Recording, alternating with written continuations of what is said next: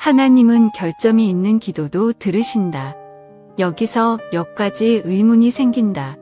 하나님께서 때로는 안정되지 못하고 정상적이지 못한 마음에서 우러나오는 기도를 들어주시기도 한다는 사실을 성경이 말씀하기 때문이다. 요담이 세겜의 거주민들을 저주했으나 이것은 대의 명분은 있으나 감정적인 분노와 복수심에서 나온 것이었다. 그런데도 그 저주가 그들에게 그대로 이루어졌다. 그러므로 이를 근거로 보면 감정적인 충동에 의해서 저주를 해도 그것을 하나님이 들어주시고 인정해 주시는 것처럼 보이는 것이다. 이와 비슷한 격렬한 감정에 휩싸여 삼손은 하나님께 구하기를 하나님이여 구하옵나니 이번만 나를 강하게 하사 나의 두 눈을 뺀 블레셋 사람에게 원수를 단번에 갚게 하옵소서라고 하였다. 물론 삼손의 마음에는 선한 열심이 섞여 있기는 했다. 그러나 그의 마음을 사로잡고 있었던 것은 이글이글 타오르는 격한 복수심이었다. 그런데도 하나님은 이 기도를 들어주셨다. 그러니 말씀의 원리에 부합되지 않는 기도도 효과가 있다는 식의 생각이 맞는 것처럼 보이는 것이다. 그러나 이런 의문에 대해서 나는 이렇게 답하고 싶다. 첫째로, 보편적인 원리를 몇 가지의 개별적인 신뢰를 근거로 폐기시킬 수는 없다는 것이요.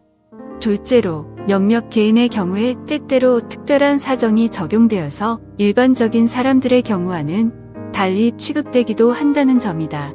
제자들이 분별이 없이 옛날 엘리야가 행한 대로 행하기를 청할 때에 주님이 그들에게 하신 말씀도 주의 깊게 보아야 한다. 주님은 그때에 너희가 무슨 정신으로 말하는지 모르는구나라고 책망하셨다. 그러나 여기서 한 걸음 더 나아가서 하나님께서 사람의 간구를 들으시지만 그 간구들이 언제나 하나님께 기쁨이 되는 것은 아니라는 짐을 알아야 한다.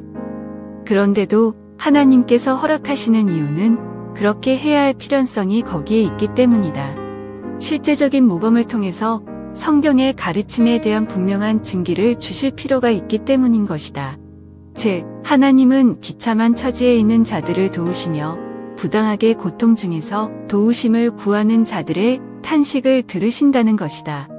그러므로 불쌍한 사람들의 호소가 그에게 올라갈 때에 그 호소들이 비록 하나님 편에서 주의를 기울일 만한 가치가 전혀 없을지라도 하나님은 심판을 실행하신다. 하나님께서 악인의 잔인함과 강탈, 폭력, 욕정 그리고 기타 범죄들에 대해서 형벌을 가하시고 교만과 격렬한 분노를 억누르시며 또한 폭정을 일삼는 권력을 전복시키신 일이 얼마나 많은가? 그리하여 하나님께서 아무리 미미한 자들이라도 억눌림을 당하며 신음하면서 자기들도 모르는 미지의 신적 존재에게 그저 헛되이 허공을 치듯 도움을 구할지라도 그들을 도우시는 분이심을 스스로 만방에 드러내신 일이 또한 얼마나 많은가? 기도가 믿음으로 말미암아 하늘에까지 상달되지 못한다 할지라도 효과가 전혀 없는 것이 아니라는 사실을 분명히 가르쳐주는 시편이 있다. 이 시편에서는 신자들은 물론 불신자들까지도 곤란을 당하여 거의 본능적으로 행하는 기도들을 열거하면서 하나님께서 은혜로 그 기도들을 들으신다는 사실을 보여준다. 그러나 그런 기도들을 들어주신다고 해서 그 기도들이 하나님께 합당하다 할 수 있을까? 아니다. 그 사실은 첫째로 하나님께서 심지어 불신자들의 소원까지도 물리치지 않으시며 긍휼을 베푸신다는 사실을 높이 기리고 드러내는 것이다.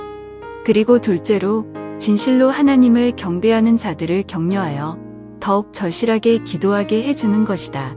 불신자들의 안타까운 호소까지도 들어주실 때가 있다는 것을 보면서 어떻게 간절히 기도하지 않을 수가 있겠는가?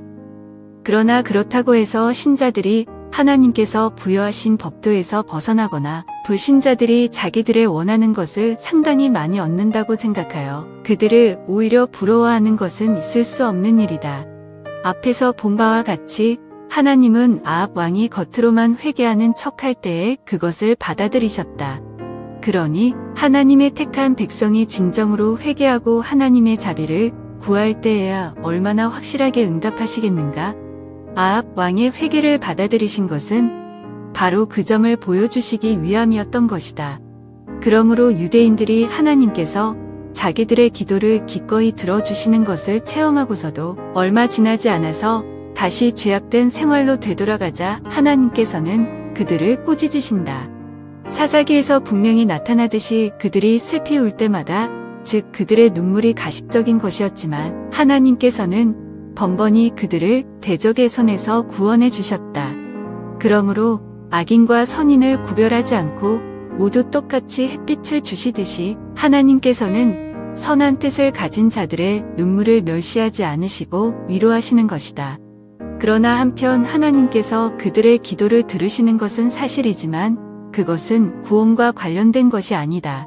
그저 하나님의 선하심을 경멸하는 악인들에게도 먹을 것을 주시는 것과 똑같은 이치인 것이다.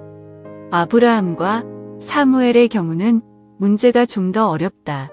아브라함은 하나님의 말씀에 지시가 없었는데도 소돔 사람들을 대신해서 기도했고, 사무엘은 사울을 버리시겠다는 여호와의 분명한 뜻을 알고도 사울을 위해서 기도한 것을 본다. 또한 예루살렘 성이 함락되지 않게 해달라고 기도한 예레미야 선지자의 경우도 이와 비슷하다. 그들의 기도가 거절된 것은 사실이다.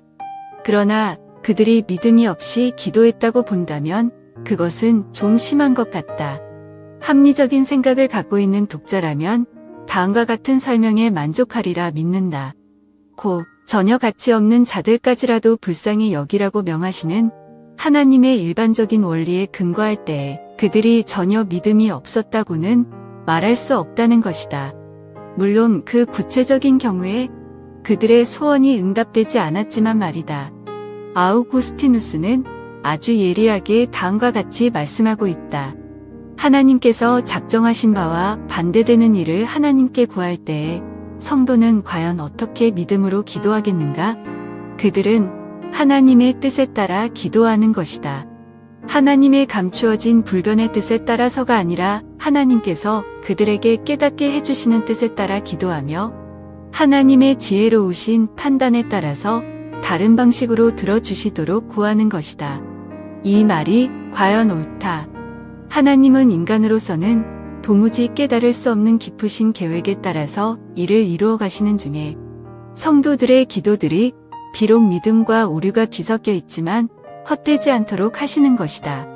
그러나 이런 경우들을 모방해서도 안 될 것이요.